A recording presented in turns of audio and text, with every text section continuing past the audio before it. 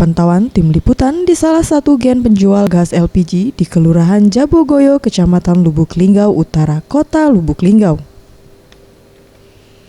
Pasokan LPG 3 kg sering kosong karena saat stok LPG masuk dari pangkalan selalu diserbu warga. Dibandingkan dengan LPG non-subsidi yang sepi peminat seperti LPG 5 kg maupun LPG 12 kg. Sementara itu, sejumlah warga mengaku saat ini harga gas LPG 3 kg cukup mahal.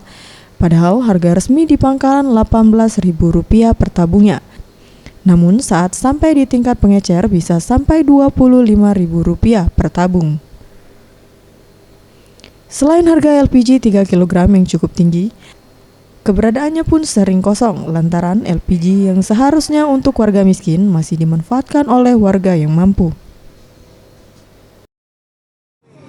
Harapannya biar lancar gas nih, lancar belum berubah. Belum pakai kartu. Rencana nak pakai kartu, cuma dibatasi. Iya. Saro nak penjualan nih, nunggu gas sih. Bisa.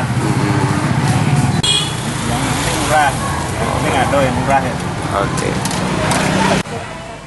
Warga berharap kepada pemerintah agar pendistribusian gas LPG khususnya 3 kg agar tepat sasaran, sesuai label pada tabung yakni diperuntukkan hanya untuk warga miskin.